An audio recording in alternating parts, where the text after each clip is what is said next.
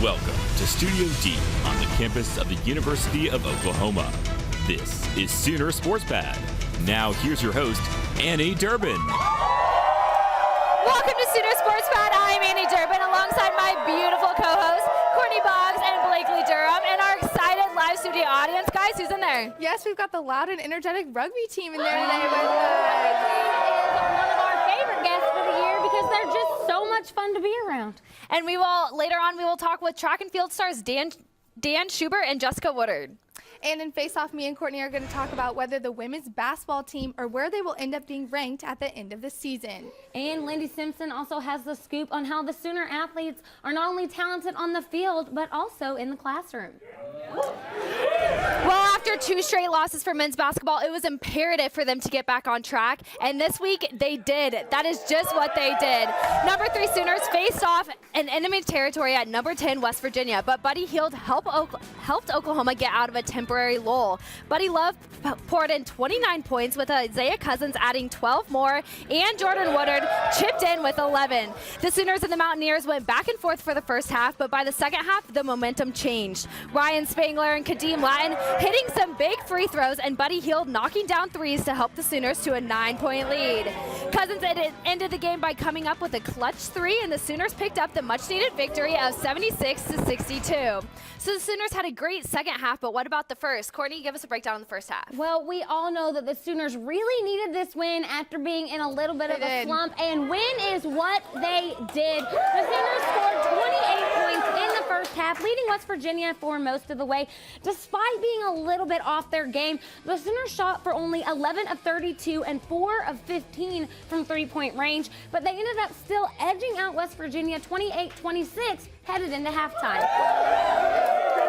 Well, the second half had several scoring swings between these two teams. Now, Buddy Hield was able to come in clutch to cap a 9-0 run with a long 3, putting the Sooners up 61-52 with a little over 5 minutes left to play. Now, West Virginia tried to creep back in, but the Sooners were able to hold them off and get that victory. A huge win, an important win, and it looks like the Sooners are back on track. I like it.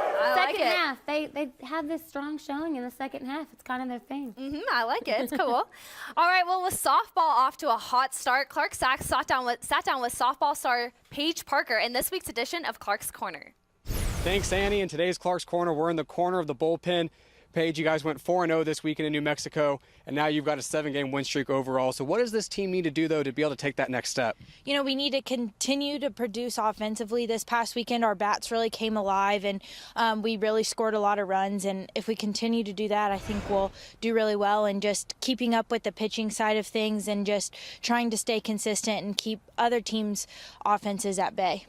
Last season, as a true freshman, you had 4 perfect games, 28 wins, and you also were batting .394. But what were you able to do this offseason to really take your game to the next level? You know, just working really hard to sharpen things and just continue to build skill-wise, and also work on the mental side of the game and just try to overall improve and step up my game. You all have a real big matchup this weekend with a few ranked teams, 3 top 25 teams. What's it like getting to come to OU and getting to go play against some of the nation's best teams? You know, it's really exciting to be able to do that. You know, we want to go out and play the best to be the best, and so we want to go out this weekend and just really compete and do our best to come out with those big wins. What does this team really need to do? It's been a while since OU's gotten back to the Women's College World Series. You guys got to the Super Regionals last year. What is it going to take for this team to get back? You know, just compete, and, you know, this team really has a lot of heart, and we have a really strong competitive mindset. And so we just want to continue to build on that and just compete. All right, thank you, Paige. Thank you. Annie, back to you. Thanks, Clark. Well, there was a lot of action in Sooner Spring Sports. Guys, who were your MVPs? Well, my MVP for the week is from the women's gymnastics team. Shocker. I know, big surprise, right? Junior Mackenzie Walker has been rock solid for the Sooners all season, and for the 7th week in a row, yes, you heard me right, the 7th week in a row, Mackenzie Walker is ranked number 1 on the uneven bars with a 9.94 average on the RQS scale.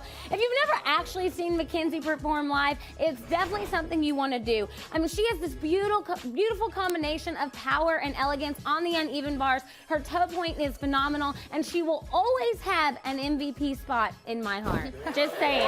How sweet. Well, Kadeem Latin shined in the game against West Virginia on Saturday. I'm going to go ahead and name him player of the game. I know he didn't have as many points as Buddy Hield, but his presence and energy down low is really, I think, what drove the Sooners to their win. They were in a slump, and they needed some energy to bring them back out of that, and Kadeem was perfect for that.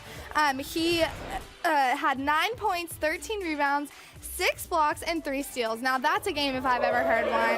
Props to him. I hope to see some more leadership from him, and he has a very bright future here at the Sooners. I think it's so promising. He is young, and he still has great leadership. It's good for the future. Well, thanks, guys. Well, with all that action, give me some of the highlights over the weekend. Well, I mentioned earlier that Mackenzie Wofford has been rock solid, but you can really say the same for the whole team. This week marks the first week of the season that rankings have been determined by regional qualifying scores, or RQS for short, and the Sooners still stand strong in the #1 spot. Not only are they #1 overall, but they have swept the #1 rankings, being #1 on all 4 events. Extremely impressive. They're only one of 4 programs to do that since 1997.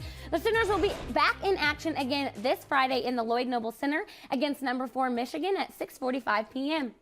Well, it was a beautiful weekend to kick off baseball season. The Sooners went 2 for 2 in their home opening series against Northeastern. They lost their home opener 3-2, but came back on Saturday and won 10-4 in the tail end of their doubleheader, and they ended the series with a big 13-4 win. And junior Sheldon Noisy had a great debut weekend. He averaged .538 and had 4 hits. Well, moving from one field to the other, the softball team spent their weekend down in New Mexico competing at the Troy Cox Classic. They won their 7th game in a row by beating New Mexico State 8-0. During their 7-game winning streak, the Sooner ladies have outscored their opponents 68-7. This brings their total run rolls and shutouts for the season up to 4. OU will head to Palm Springs, California next weekend to play in the prestigious Mary Nutter Collegiate Classic. Well, the women's basketball team got the W against the Jayhawks in Allen Fieldhouse over the weekend.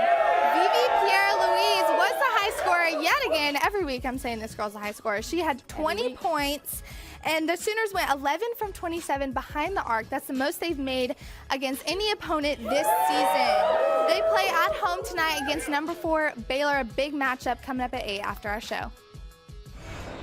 Great, thanks guys. Well, don't go anywhere because coming up next is Face Off. Courtney and Blakely will share their favorite viral video of the week. Stay with us.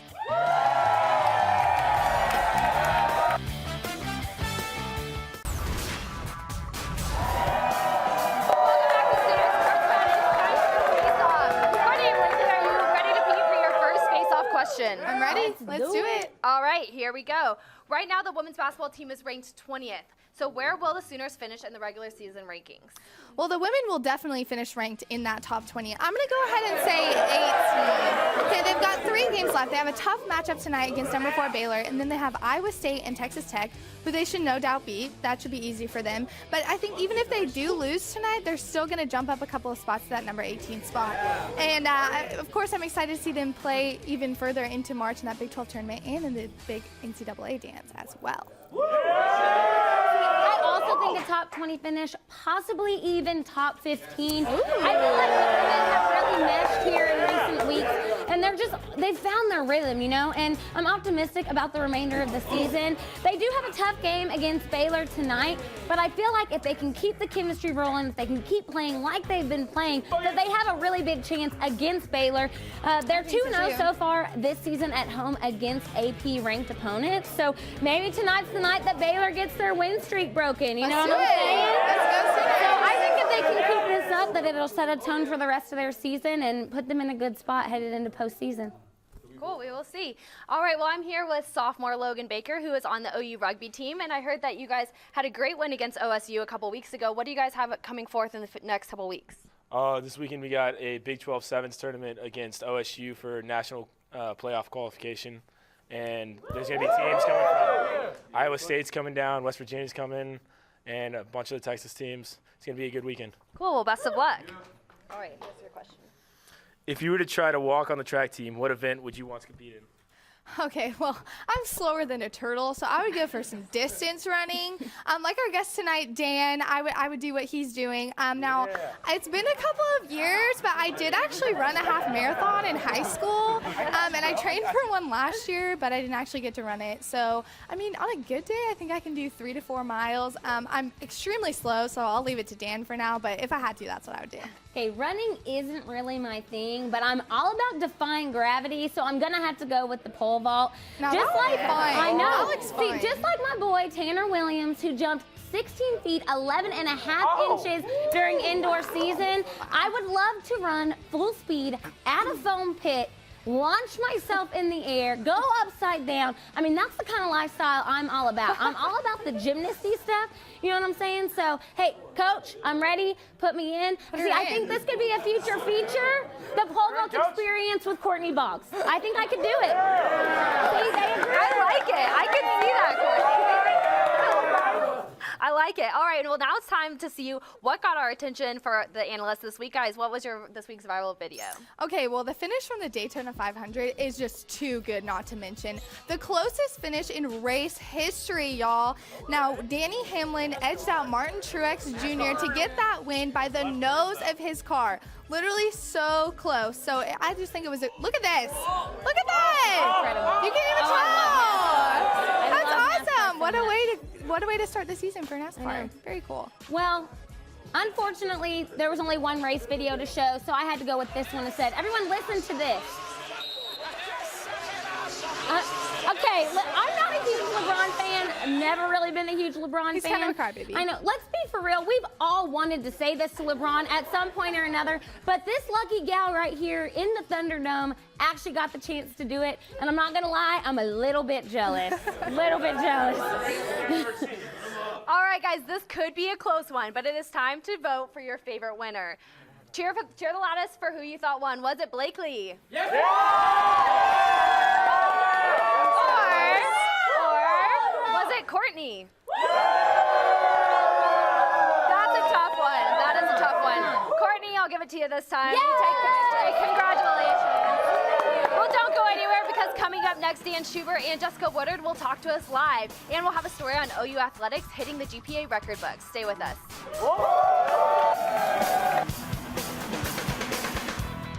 Special thanks to our Cornerstone Television partners, Chesapeake Energy, Riverwind Resort, Anheuser-Busch, OU Outreach, and OU Medicine. Welcome back to Sooner Sports Pad. The 2015 fall semester was yet again a record-setting one for OU student athletes. Sports Pad reporter Lindy Simpson takes a look at their academic progress. Writing a paper that I actually enjoy writing, and it's always better when it's the papers that you enjoy. Some papers you just don't like writing, but the papers you enjoy writing, you have fun with. Last fall, Sooners linebacker Eric Stryker entertained the local media with a saga of his term paper on former President Franklin Roosevelt. This is what made him a better leader. You know, he had the New Deal. He had some things that were unconstitutional. You know, he kind of went against, broke rules for the people, was for the people. As usual, the talkative linebacker was just having some fun. But was there a message beneath the humor? I know as the athletic department, we've had great success in our athletic department. I think we set another record this year. In fact, things like GPAs and SAT scores are considered during the recruiting process. It matters to us. So we're constantly trying to find those guys, that fit us both athletically and academically. Take, for example, track and cross-country star Brandon Dowdy. He has been an all Big 12 academic student who just finished his first semester in graduate school. Dowdy is pursuing a degree in administrative leadership. It's important to do well athletically, but I think, especially because most of us aren't going to, run or do our sports for the rest of our lives, or even if we do post-collegiate athletics, it's not going to last forever. It's always good to have a backup or something to be able to rely upon. Despite his time spent on academics, Dowdy has been an All-Big 12 performer 3 times and has been named to the All-Midwest region team twice. I think you just have to have good time management skills. I've taken a lot of online classes, and a lot of people think they're harder, but I think they're easier. You just have to have, you can't procrastinate, and you just have to be on top of things. Dowdy is not alone. Here at the Prentice Scott Academic Center, student-athletes spent countless hours with tutors and each other, helping make sure they not only get by in the classroom, but they excel, just like on the playing field. We have tutors ranging from math to science to whatever you can dream of. It's all free. We can pick the times we want. We have our own study hall. We have a computer lab with free printing. We have academic advisors that want what's best for us. Just everything that we could ask for. The fall 2015 semester was a record-setting one. The Oklahoma Athletic Department achieved a cumulative GPA of 3.0 or higher for the 8th straight semester. 15 of OU's 19 athletic teams held a 3.0 or better in the fall. So whether they're an all-conference linebacker or a long-distance runner, OU student-athletes are setting new marks for excellence.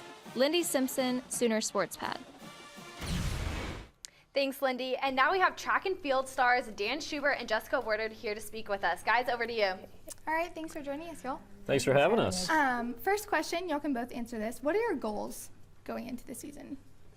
I think that a goal is always to PR, for sure. Just to do your best and to have fun, number one, is the biggest thing, because if you're not having fun, it's not important. But also outdoors, it's trials are this summer, so it would be cool to make an appearance there too. Yeah, like Jess said, the Olympic trials are this year, but before we get too far ahead of ourselves, we have Big 12s this coming weekend, indoors, which is obviously a big race for us, big meet.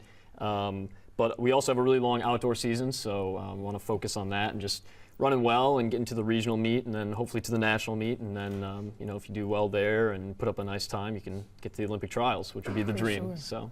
For sure. And you mentioned the Big 12 indoors are actually this coming weekend, so you can both answer this. I mean, what's kind of the mindset of the team heading into this big event? I think personally, we're more driven this year than any other year. We have the talent this year, so I believe that we can come out with something big. Yeah, we're really focused as a team. You can really tell being around practice today and even the past few weeks. Everyone's really focused in on putting their best effort forward this coming weekend, and we put in the time and everything like that. So it'll be really good to see some results. We're all really excited for it. Do y'all have any pre-race rituals that you do? I do not. You don't? I'm not superstitious at all. Oh, so. okay. I always wear the same pair of socks when I race. I have lucky socks. Okay. Lucky socks. Lucky socks. Ever since sophomore year of high school, they're getting a little ratty. Oh, yeah. I know. That's so a long time. I might need to replace them soon. I'm kind of not looking forward to the day. So you guys have kind of rebuilt the program over the past few years. A new coaching staff came in and took over a couple seasons ago. So can you tell me what the team chemistry is like and what it means to you guys to build such a great program? Honestly, at the beginning, like every team, you have to get to know the coaches and the other athletes and all that kind of stuff. But once that happened, it's great now. The team dynamic is great, and I feel like everybody pushes each other in the weight room and even on the track. So I'm looking forward to the season and what's going to happen. Yeah, like you said, we had some new coaches, pretty much whole coaching staff change 3 years ago now. So it was kind of a transition year at first, and last year was only the second year, so we were just starting to get into things. But this year we really hit our stride, and No pun intended. Yeah, no pun intended. We're really looking forward to the meets and everything, and the results have been in this year, so everything's going really well. All right, guys. Well, Annie has an audience question for you. Yeah, thanks, guys. I'm back here with Logan Baker, and he has a question for our guests. What meet are you looking forward to most this season? Oh, definitely Big 12 this weekend. I think we're going to show out. Yeah. Yeah. Can I get an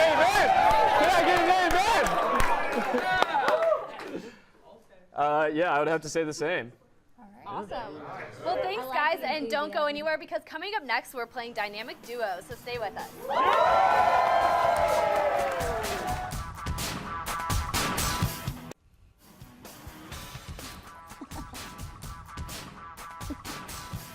Welcome back to Sooner Sports Pad. It's time to play Dynamic Duos. We spoke with Dan and Jessica earlier, and now we're going to play with our live studio audience. We have Luke Prosence and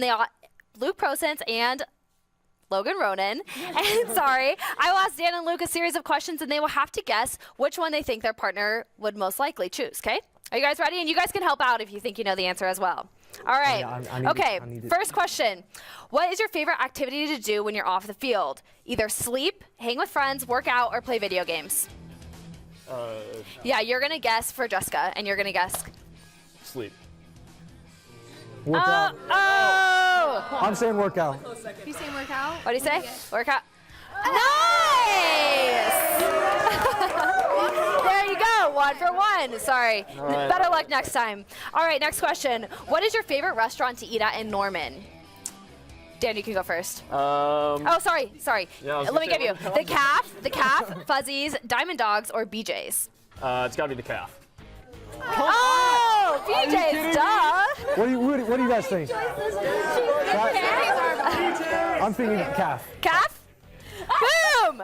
Wow! Jess, you're making me look All bad. right, 2 for 2. Okay, no, you have to get this one. right. What is your favorite sport to watch besides your own? Is it either basketball, UFC, baseball, or football? UFC. UFC? That's not even a question. Wow. 3 for 3. Please tell me it's basketball. Oh! That's okay. You have one more chance. One more chance. Last question. 1 for 4. Okay. If you could only eat one food for the rest of your life, what would it be? Steak, tacos, pasta, or ice cream? Give him a second. Give him a second answer. Steak. Yeah, give him a second to think. Steak. Wow.